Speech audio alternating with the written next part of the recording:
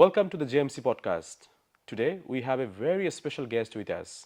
Let me introduce our guest, Dr. Max Schleser, Course Director, Film and Television, Associate Professor, Swinburne University of Technology, Melbourne, Australia. Dr. Max is an award-winning filmmaker and expertise in immersive media, documentary film, and creative arts, with a focus of cinematic virtual reality and interactive filmmaking. His research explores screen production, emerging media, and smartphone filmmaking for community engagement, creative transformation, and transmedia storytelling. Welcome to the show. Thanks. It's very exciting to be here at JMC Broadcast on my first visit to Dhaka, Bangladesh. All right. So, Dr. Max Schleser, what inspired you to come into the film of mobile storytelling or mobile filmmaking? And how has your journey evolved over the last few years? Thank you. I think when I started in the world of mobile filmmaking, which is now smartphone filmmaking, I just looked it up. It was 17 years ago when I uploaded my first experiment to YouTube, which was filmed on a Nokia mobile phone. And back in these days, the exciting thing for me was to think about how can I use the tool, the Nokia camera phone, which wasn't designed to create video, to make a feature film for this. And so I was an emerging filmmaker, and I thought, wow, I get a mobile phone for free. So I get a camera for free, so maybe I can use a budget to do some other things. And so I did a short film in London to experiment. And for me, as a filmmaker, we travel sometimes to very far countries to go to very remote locations to see things that we haven't seen before. But at that time, 17 years ago, with the mobile phone, it had a very particular aesthetic. And the mobile phone looked like nothing that I had seen before on the big screen, and that really fascinated me. And so I decided to make a feature film on a mobile phone, which was a bit of a big mission at that time, because you could Google mobile phone filmmaking and nothing would come up. And then a few months later, or like half a year later, you Google mobile phone filmmaking, and then I would come up. But I found some references in the history of filmmaking that were really interesting, and I thought I can expand some alternative traditions of filmmaking. So I made a feature film on the mobile phone. I was filmed Japanese cities. It was called Marcus Kaitai, which is a reference to a very important film from the 1920s from Giga Vertov, the man with the movie camera. And I think I'm one of these smartphone filmmakers or mobile phone filmmakers now that at that time, before working with a Nokia phone, I worked with a mini DV camera. But after I produced my first short film and then the first feature film, I decided that's it for me. I will stay in the world of mobile phone filmmaking and no smartphone filmmaking. And it's a very exciting space to be because the way it was last year and the way it will be next year will be quite different.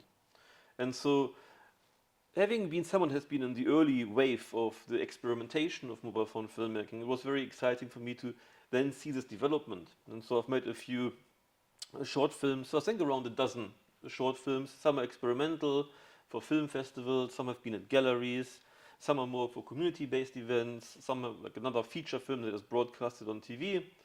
And so for me, it was always thinking really about what kind of story do I want to tell, what kind of experience do I want to capture. And the technology is changing quite swiftly, but that also means that storytelling can be done in slightly different ways, and there's no new opportunities. And so I think my own practice really changed from an aesthetic exploration to then thinking about how can I make films with other people, because now all the viewers probably have a smartphone in their pocket, so I think they all have a camera. And so every year I try to think about myself, what are the opportunities to make films with a smartphone? And the thing that is for me really exciting is that there's now a community of smartphone filmmakers, mojos, and mobile artists around the world. You just mentioned that you started your mobile filmmaking career 17 years ago. So, what was your first mobile film that you made? So the first, I wanted to make a film, which was called Max Kaitai, and I wanted to go to Japan to do it. But before I went to a big project undertaking, I made a short, sort of an experiment, so to say. It was called The Mobile Filmmaker. So if you go to my YouTube channel, Max Schleser, you will find it. And that's where I tested out some of the ideas. And so for me, when you had at that time a mobile phone camera, you had these little memory cards that you put in the side, and it was a 3GP video files, so they're like 152 times 256. But when I then imported them into the, at that time, I think it was 720 standard video, I decided to create some almost mosaics and montage ideas. So it was not about trying to make a film that looks like a film that is made with a with a big camera, but making a film that is made with a mobile phone. So for me, something very original emerged out of this experimentation. And so in the last years, I've really thought about what are the advantages and what makes mobile filmmaking quite specific when you can do some projects that you can only do with a mobile phone, but you can't do them with a bigger camera. That is really what I'm really interested in. And so that's the first film of the mobile filmmaker. It screened at, in East London at a film festival. And yeah, you will see a very young Max, being in the streets of London making a film. But for me, it was a quite important work because I thought I finished the project. It was around 10, 15 minutes. I said, okay, I can now go to Japan and make a feature film, which was Max the Kaitai. And Max the Kaitai did quite well at a few festivals. So it was screened at the Festival de la Imagen in Colombia. It was at the Pocket Cinema Festival in Paris, which was a fantastic event to be part of, which is in the Forum des Images, so in Le Hall, it's central of Paris. Cinemas are very big. I think it was like around 800 people in the cinema, sold out, watching mobile phone films. It also was screened in the Museum of Moving Image in São Paulo, which was also a really great experience.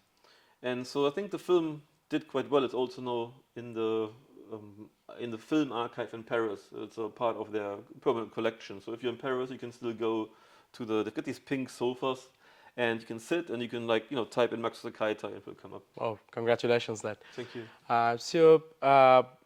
So you started filmmaking, I mean, mobile filmmaking for many years. So what sort of changes that you can share with us from that period of time and the contemporary phase of mobile filmmaking? Thank you. It's a really great question. And I think what I'm very passionate about is that smartphone filmmaking can now do the job that you can do in an industry context. So we've seen in Hollywood, Steven Soderbergh made a film, $2 million budget, Unsane. But if you get $2 and you get some friends, you can also make a great short film. And that for me is I call it from rookie to pro. You can cover the entire spectrum. In the world of Mojo, of course, we know that there is some very esteemed journalists these days working with smartphones to produce their short documentaries, their reports. But I think there's also always another practice. There's an alternative field that is emerging, that is now a whole community around, where people produce stories that might be slightly different. And in the professional world, you can see there's a few feature documentaries that were produced, such as Saudi Runaway, or a film Midnight Runner about the Farsi family, or Selfie, a film by an Italian filmmaker. They've all received major broadcasting funding. They were at festivals like Berlinale and then festivals in North America. But these were films that could not have been done with a standard camera. And there's something very specific about sometimes personal filmmaking. The film Selfie was literally filmed in the selfie mode. It can engage communities. Yeah, we call it selfie journalism as well. Yeah. There you go. And I think these are some of the new viewpoints, literally, that I think mobile phone filmmaking brings to the environment. And I would also be so bold to say now that mobile phone filmmaking has an impact on what we see in the feature film industry, or generally the media industry happening. Well, so you are the founder of Mina, Mobile Innovation Network and Association. Yes. And could you please share us some of the great achievements and milestones of this organization? Thank you very much for giving me the opportunity to talk about Mina.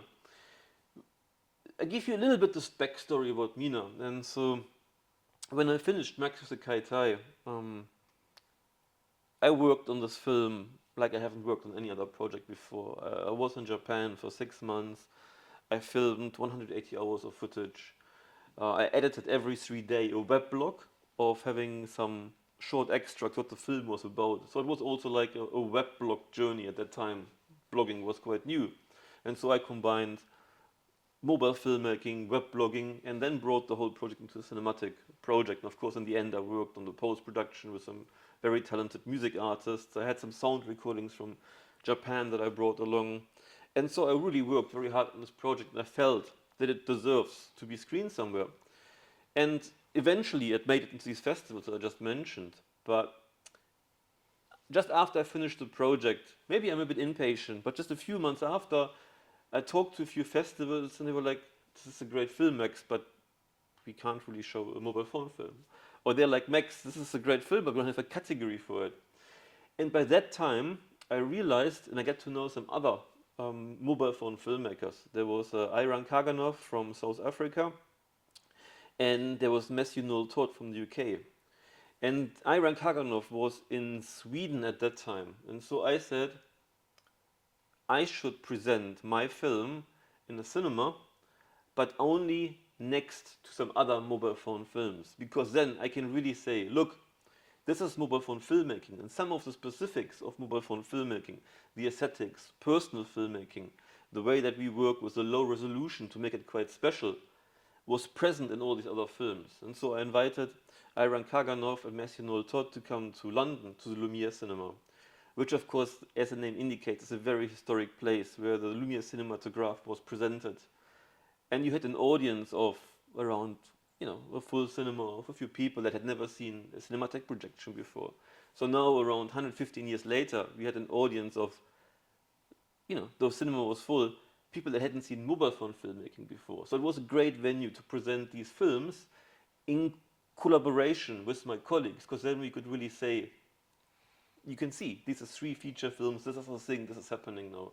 And the things that I found very specific about mobile phone filmmaking, we could see in the other films as well. So it was for me a way to not only present my film, but also like really make an argument about that mobile phone filmmaking is a new film form.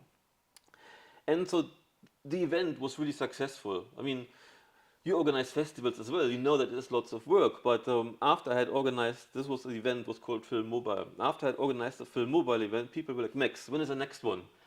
And I was like, oh, I thought it was a one-off. No, yes, we will work on this. And so I then moved from London to New Zealand, Aotearoa, and I met a colleague in Auckland.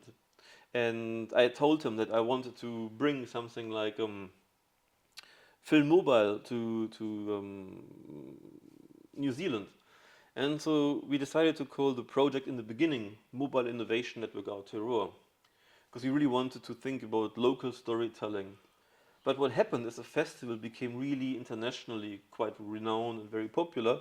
So then we decided to call it, after a few years, the Mobile Innovation Network Australasia. But then there was a great interest from other countries to host the festival, which were not in Australasia, so that's we changed it to association. But then the festival, we also thought it would be quite nice to make it a mobile festival. So Mina moved from 2 years in Wellington to 2 years in Auckland, then it moved to Melbourne for 2 years, and then sort of the coincidence of life, I moved to Melbourne, but Mina was there first. And so that was at the time when Mina also became really international. So other festivals noticed us and they said, you've done a great job with curation, you've done, they'd either seen it on our online screening platforms, or back in the days we produced DVDs. And they were like, can we screen some of these films? And of course, all the filmmakers really love to have their films out and about. So Mina became really a platform to share these films. But also what I find really interesting is when Mina moves around to different countries and different places, is that we can gather some of the mobile phone filmmakers from these places and have a discussion with them. What does mobile phone filmmaking mean to you? Or what does smartphone filmmaking mean to you in your country, in your culture? And so we work with lots of colleagues and collaborations, and the last few years it has also went to China with the Mobile Studies Congress. And filmmakers love it when their films get out. With Mina, we really try to be quite bold. So we try to screen some films that might not make it into some other festivals, because really we look for creativity, we look for innovation. But we also have a category, for instance, for emerging filmmaker, which we call New Voices. And over the last years I noticed, because there's some other filmmakers like myself that have been in the game, in the world of mobile phone filmmaking now for 10 years or 8 years. And then you would have someone that just made the first mobile phone film, and I said, okay, that could be like not really fair, because someone has maybe made a few more films. But what I've noticed, especially with emerging filmmakers, they have got some very clever ideas, some very interesting ideas. They're really pushing the boundaries of how they feel about capturing locations, experiences, or creating stories. And so every year I look at the traditional program or the standard program, the international program, and the New Voices program, and I couldn't tell you which one I think is more exciting. And so, yeah, we've launched last year also an online screening platform with our partners SiteVault, Mina, which is a really fantastic way to get the film out to audiences internationally. And the interesting thing there is that it's based on a Web3 dissemination system. So that means that the filmmakers maintain all the rights of their films and it can be traced. So it's for me like on film festivals to get a laurel, and so we do this in a digital way through Mina Vault. And it's just a really fantastic way, I think, to get these films out to the world. And so that is still what drives me every year is on one side the surprise of seeing what films are being submitted, because we can't predict, you know, sometimes I think I can, but then things change so rapidly over the last years. You know, we had drone cinematography, we had cinematic VR, now there's AI, and so all these things are part of the innovation. That's what we call it, mobile innovation network. We've done the innovation in the filmmaking, so now we also think a bit about the innovation in the dissemination, distribution. And I think there needs to be an alternative space that is engaging with the world of filmmaking, engaging with the world of broadcasting, but there also needs a space for something that is a mobile world. And that's what we try to achieve through our in-person screenings. It's also building a community. Filmmakers get together, so when we come to a Mina screening, the person on the left or on the right might be also a smartphone filmmaker. And I think that is really the original element. We're working with this year again with a great festival from Sydney, so that we can really say we are an Australian community of smartphone filmmakers. We hope to be in China again in November, and hopefully in some other places in the future too. Well, so Mina, over the last few years became bigger and bigger, and not only Mina is beyond, not only beyond Australia, but also Mina moved to Bangladesh. So I myself collaborated with the Mina when I worked at another university. So we are the partner, festival partner, and we also partnering with the Community Digital Storytelling Festival. So Mina is already in Bangladesh. So yeah. And may I say, we're very proud to be in Bangladesh. It's for us a way to make these international connections. So we really see ourselves as a platform. And I can see some of these conversations happen on social media. There is some inspiration of some emerging filmmakers that have seen some films from different parts in the world. And I think that is for building this international community. And yes, I'm looking forward to more Mina collaborations with Bangladesh, having more screenings here, and also getting to know some of the And filmmakers. Kate goes to festival that we introduce each another through festival and online. Yeah.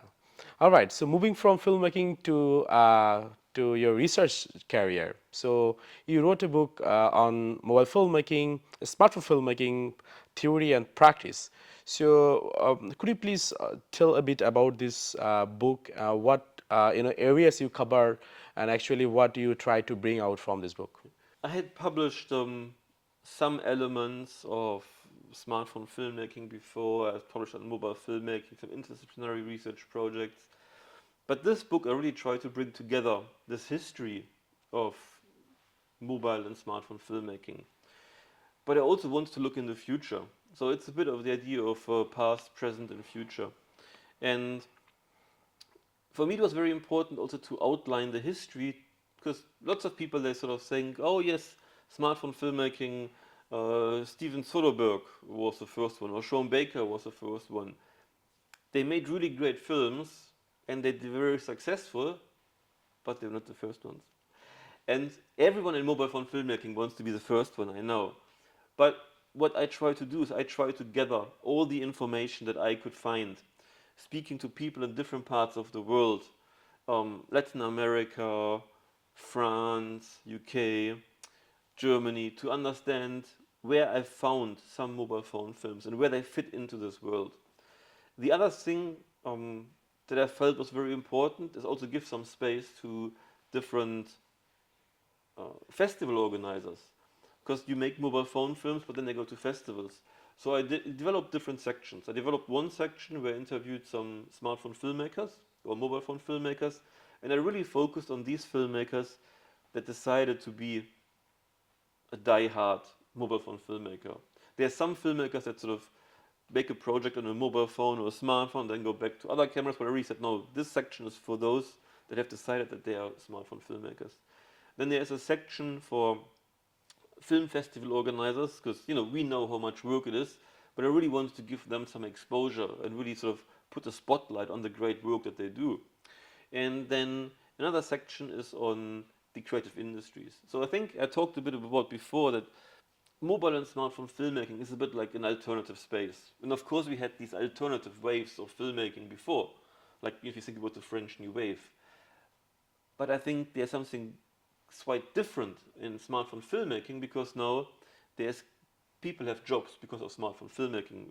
People that produce gear for smartphones, so like a Right. mobile microphone, people that produce cages, tripods, but also apps. Yep. App developers for cinematography, for editing. So it turned And out to be a big industry in the creative industry. Yeah. yes, and so that's like a new subsection in the creative industry.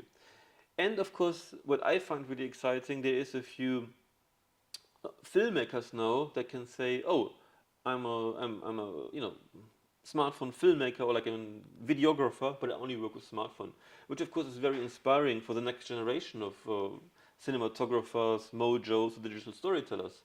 Everyone in this world will need to have a YouTube or a Facebook platform, and content can be produced on smartphones. And so I wanted to give some inspiration for some professionals that have produced advertisings on smartphones. And then I brought one section in where I talk about some of the changes in the industry. So thinking about creative transformations, such things as vertical video, but also talking a bit about the sort of some of the future outlooks of where smartphone filmmaking can go. And so my main argument always is that not every film has to be a smartphone film, but if you're capturing locations, working with communities, or capturing personal stories, the smartphone should be the camera of choice. Excellent. So you are a researcher, you are a smartphone filmmaker, you're also a trainer, right? Yes. So, and you have been training many aspiring journalists in different parts of the world. So, what are the takeaways from these experiences that you could share? I think it goes back to this really nice idea of rookie to pro. So I think I can quite proudly say that my model works. So over the last years as a researcher, I started to first work on lots of projects with young people. So for instance, I made a project, and the was really great for me to see the value that mobile phone filmmaking can bring to solve some really big problems. So in New Zealand, Aotearoa, there's a big issue, a really significant problem with Pacific communities and obesity. And there was a big team of health researchers, was a fund from the National Health Council in New Zealand. And they tried everything with advertisement and radio and glossy magazines, but it didn't cut through to the young people. And so they brought me in to develop with another team, in an interdisciplinary team, a way to capture the voices of some of the young community leaders to be an inspiration. And so we made these films in a way that they resonate, that they become very authentic by young people for young people. And that direct engagement was like super successful. I've made recently with some colleagues from Swinburne University of Technology some projects where where we worked with senior citizens, and we dealt with some issues about connectivity. So there was some research being undertaken that at the moment in Australia, senior citizens are the ones that are most disconnected. And so we said, well, we can maybe change this by just creating some workshops for senior citizens that they learn about storytelling and work with social media. And again, it was pretty amazing to see what kind of great stories senior citizens produced. And so the idea, I always think, what I try to tell in these workshops is everyone can be a smartphone filmmaker, everyone can be a storyteller. But I've done some projects, some workshops also for St. Kilda Film Festival, where some of the colleagues from us that have made short films had probably some different perceptions and understandings about smartphone filmmaking, because they didn't know that you can connect good microphones, XLR connectors, or have wireless microphones that produce also very good sound, that you can use ND filters so that you can also do the professional edge if you really wanted to. And so I think this was some really great experiences also, for instance, for making a project at the documentary film festival in New Zealand, just giving very experienced filmmakers some tools that they haven't thought about before to think how can we capture slightly different stories. And some of my colleagues from the world of interactive filmmaking, they use this idea of polyphony, so that you've got multiple stories and multiple voices. And I think that's really what resonates with mobile phone filmmaking. Because if everyone can be a mobile filmmaker, you can bring more stories to the world. And I think this way we learn more about the world and our place in the world. Dr. Max, you worked also as a consultant with some major big companies around the world, particularly with the BBC, Adobe, and Nokia. So could you please also share your experiences or your, your contributions that really changed in your life working with these big companies and also brought major changes on these organizations? Thank you. Um, the project that I took part in with Nokia was called Pangea Day. And Nokia had the idea to bring the world together through filmmaking. And I found this really fascinating idea. And so Nokia set up different mobile phone filmmaking teams in different places around the world. And everyone had to produce in 24 hours some short mobile phone films. So this was the time of N6680. What most people don't know, on the early Nokia phones, you could also do some brief video editing. So it was just like 60 seconds, 90 seconds. So very, very short micro movies. But I mean, something maybe in a way what we see now in YouTube Shorts or TikTok. And that project was really fantastic because we had to go out to the city of London, and I involved some of my students as well because I couldn't. Nokia wanted 20 films a day. I said, well, let me try, but get my students involved, and we did this. And Nokia gave us some phones, and so we were out in the street day and night, 24 hours, producing all these different micro movies in a way.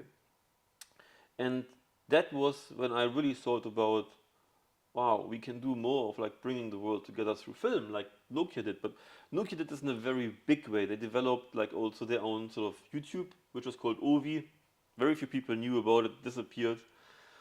And I thought when there was more and more, the time of WordPress and was more websites being launched, and you had like YouTube videos you could bring onto Google Maps, I thought really about this. Oh, this is maybe a nice way to think about some interactive filmmaking projects and bring the world together through filmmaking. So I decided to create a series of transmedia projects. One was called 24 Frames, 24 Hours, where we set up different workshops in different places around the world. And this was before the pandemic. We were making an online workshop was still like, how do we actually do this? But it wasn't as in our radar as it is now. And so we ran a couple of different mobile phone filmmaking workshops, sometimes simultaneously in different parts of the world. And we developed an interface, and everyone could upload just a short clip. And we thought about, we need to have a similar point in the beginning and in the end of the film. So we used the idea of some kind of a clock or a watch or some kind of a time indicator. So we could capture 2 minutes in different parts of the world. And that was a really interesting project. It ran for around 3 years, and some really beautiful moments or really inspiring moments came out of this when people, smartphone filmmakers, connect to people and create some similar stories in different parts of the world. And for us, it was also a way to get more people involved into mobile phone filmmaking. Another project that we did in the following year with a colleague from Canada was called Viewfinders. And we thought 24 frames, 24 hours was quite successful. It was great, but it was maybe sometimes still a little bit too tricky to get lots of people involved. And so we decided to think about the project called Viewfinders, that you had to take a traveling shot from any moving object, transport. So whether you were on a bike or whether you were going on a bus or whether you were, like, we sort of said, tried it out. And we had some amazing contributions from people being on a ski lift to being on a gondola in Venice, so that sort of brought the idea of like a travel shot through the world together. So these are quite experimental projects, but they sort of really show you how you can connect through filmmaking. And these were some of the projects where I really started to thought about more how community engagement or using filmmaking as a form for community engagement is really powerful. And so another project I did very recently and also wrote about this is the idea of an Insta workshop. So because some of these workshops we do, there's some great conversations taking place. And this project resulted out of a workshop that the at Swinburne University of Technology, the Social Innovation Research Institute, had some collaborations with the Australian Red Cross, and they asked me to do a workshop exercise because they really wanted to know from young people what humanitarian action means to young people. And so we developed this format of an Insta workshop, which is taking some short vox pops and then putting it in an Instagram channel that you can have a scrolling feed of these different vox pops. But it's also then a very nice way to continue the conversation online. And that was just a very, very small format that we developed that works really nicely. So we have done this Insta workshop for some other projects working with the city councils or the department for transport, land and water in Victoria, I believe it is called, where they wanted to think about, they wanted to know from young people at Swinburne University what they think about the future of Melbourne. And so again, we did some vox pops, put them on Instagram, and that was also then a way that the young people could share these vox pops with their friends and say like, do you agree with this? Or someone could have a conversation in the online space. And that was like, I think, a really interesting way to show that we as smartphone filmmakers and as mojos can really contribute to some bigger research projects by developing some of the things that we know very well, which is storytelling and developing some formats to have some very specific answers. Yeah, and kind of rolling the conversation into the online space to engage the community. Yeah, Yes, that's exactly. absolutely nice concept. And moving to the future trends of mobile filmmaking. So here, what trends do you expect in the mobile filmmaking industry over the next, I would say, 5 to 10 years? That's it's a really interesting question. It's a really good question, and I think there is now various various pathways that we can travel.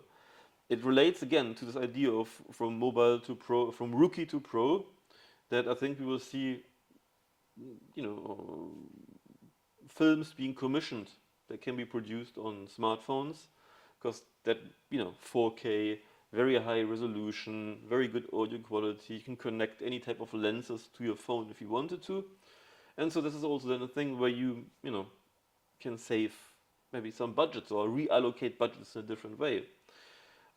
Lots of live streaming things are happening. So, for instance, in China, live streaming is very big, which of course is something that is on the mobile. You're on the go. It's happening all the time. There's some new apps that are coming out all the time. So I'm a big fan of Filmic Pro, but of course there's some other apps that are out about, like from Blackmagic.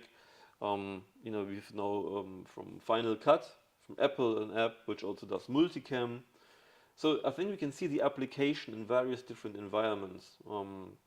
And for different operation, I mean, platforms as well, Exactly. like operating systems like Android, Windows, iPhone. And of course, there's different distribution platforms now as well. So like, some of the things that might work in a cinema, it wouldn't be on the vertical space that we have on TikTok or So tell a bit Instagram. about the vertical filmmaking. So what would be the future of vertical filmmaking? And for me, the interesting thing about the vertical film is that it separates itself straight away from the tradition of some of the things that we know from cinema. But then I think it's always, like I said before, not every film will be a great vertical film. But if you think about portraying people, that is a landscape. So if you make a peoplescape, it seems to work quite nicely. So similar with the Insta workshop idea, which was all about people, having a project that focuses more on stories, portraits of communities, that could be interesting. So I think it's very specific. There's of course lots of things happening now on the different video platforms, and there's some things that relate to like AI, which I think, because the mobile phone is, when people were like always, a few years ago saying, well, what's the difference between a mobile phone and a standard video camera? Well, I said that it's connected to the internet. So, you can shoot, edit, and upload from one device. I think there's something very special if you edit in the location. I mean, for short projects, not for longer projects. And so I think something with AI will also happen in the world of smartphone filmmaking, because the iPhones use AI to make all these pictures so sharp anyhow. My last short film was an experimental project which I used the LiDAR camera. It just been exhibited at the Essence Digital Art Festival. So the LiDAR camera is the light detecting sector on the phone, and it captures a digital recording of environments. And of course, then we are in the world of immersive media production. I've seen some applications where you can use a smartphone to control cameras in virtual worlds. And so you can see that now the smartphone is not only traditionally where it used to be on the filmic space, the journalistic, the mojo space, the social media space, but it can also be an immersive media tool. And so I think the mobility and flexibility that the smartphone has, and that it won't replace anything, but it will do some work that you might want to experiment with. You know, you always have it, it's more accessible, so you can do more practice with a smartphone, you can use it anytime, and I think this will be some of the advantages that we will see continue to be used in maybe some different other areas that we haven't thought about as there's for smartphone filmmaking specific, but the smartphone can contribute to making creative innovation in these spaces. Do you believe, due to the massive popularity of so-called vertical storytelling platforms like that you mentioned, TikTok, Shorts or Reels, could also impact on vertical filmmaking and also impact to the vertical filmmakers, so that we can expect more vertical films in near future? This year we have a vertical category at Mina, and we had lots of submissions for the vertical category. So very excited to start curating the vertical section. And I think it's an opportunity to maybe think about what kind of stories can be told in a vertical way, whether these are documentaries or experimental or narrative films. But it makes you think about your screen space. It makes you think about the story space in a different way. And I think this is where then some of the innovation comes in. We have to be creative because it changes a few things. But I think that is the idea of making these things quite exciting. I think these platforms, they will stay. They will, this is how like a new generation of some people call them digital natives operate these days. But I think the interesting thing, which will also be, so what happens if these digital natives now will go to like a professional environment? They will probably expect a few more things in the professional context of these platforms. And so I always think that there's some more work to be done in terms of the application. So some of these, if young people are on these platforms, you can use these platforms for some positive communication things as well. So there's lots of kinds, of course, we have to do more research on these platforms to really understand how they work, and there's some, some ethical and some legal things that sort of need to be thought through in a very particular way. But there's also opportunities to maybe reach audience that we wouldn't reach otherwise. And so I think similar in a way that the selfie emerged out of a user base rather than a professional base, we will see some of these vertical ideas really resonating through the creatives themselves. All right. So if I would request you to give three top tips for the aspiring filmmakers, so what Dr. Max will provide? I think the first tip is press the red button. So you have to go out and do some filming. Then you've made the first tip, but the second thing is like the first film is always the most difficult one. You have to go and make a second film. And I think by getting in the rhythm of making these films, you'll become a better filmmaker. Uh, you know, your last project will give you ideas for the next project. And so there is an ongoing process. And like that's what I said, what's the exciting thing about smartphone filmmaking is that things keep changing. And we've got now a whole, around 18 years of smartphone filmmaking. So we can find some inspiration from various different projects, and we can really think what is mobile phone filmmaking. So seeking some inspiration from some festivals like the the Community Digital Storytelling Festival or from Mina is really a way that you can be inspired to understand what is it to make a good mobile phone film. Because if some other emerging filmmakers or some other professional filmmakers have made it on their mobile phone or smartphone, then you can also do it. And so I think so. My three tips would be in a way, just do it. Go out and shoot, but then also think about making like once you've done one project, don't stop there, make like a second project, and seek some inspiration from some of the great smartphone filmmakers that are out there in the world. All right, so these are the three top tips from Dr. Max Schleser. All right, so Dr. Max, you made film in London, in Japan, in of course in New Zealand and Australia, but for the first time you are visiting Bangladesh, and you also going to make your first film from Bangladesh, and you spent 3 days in the very remote area in Bangladesh in Shamnagar, Satkira, and you captured stories of one of the local heroes, Goni Gaji, who is commonly known as Tiger Goni over there, and also captured voices of the community. So, what are your experiences working in those particular areas? So, I mean, first to say really like that I was part of some festivals here in Bangladesh, but only online. But I felt really that I wanted to learn more about the culture and the country, and also through like connecting with you, Dr. Kabil. It was really great that you invited me then back for the Community Digital Storytelling Festival, and so that was something really that sparked my curiosity. And so when the opportunity came through a DFAT, Department for Trade and Foreign Affairs, from the Australian government scholarship to take some students here, I thought, well, we have to combine this and also make a project. And for me, the personal experience to see rural life in Bangladesh and learn about the culture was, I think, a really unique, very for me, very high valued experience. I think there's nothing better to learn about the country or culture than doing this through storytelling.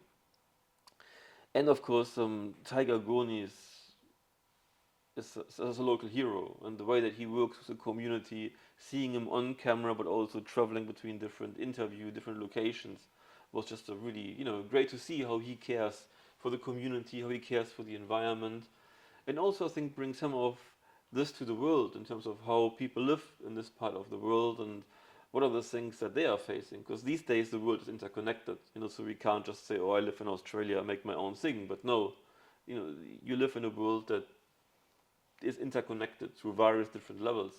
And so I think having this understanding of what the local life is about, I think will be very inspirational for lots of people. All right, thank you so much, and we're looking forward to watching your film. Thank you so much When it would be available?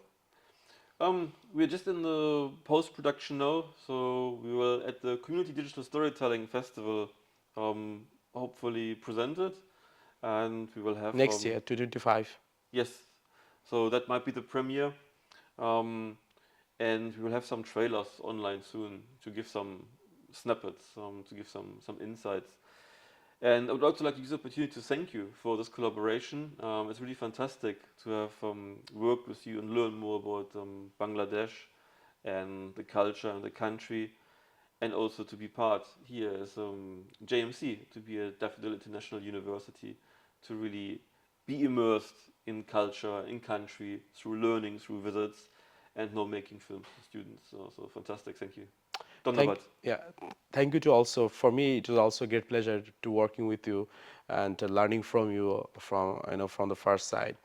So yeah, thank you so much for sharing your career, your journey as a mobile filmmaker, working with the industry, writing books and doing research, and making mobile filmmakers mobile film from different parts of the world.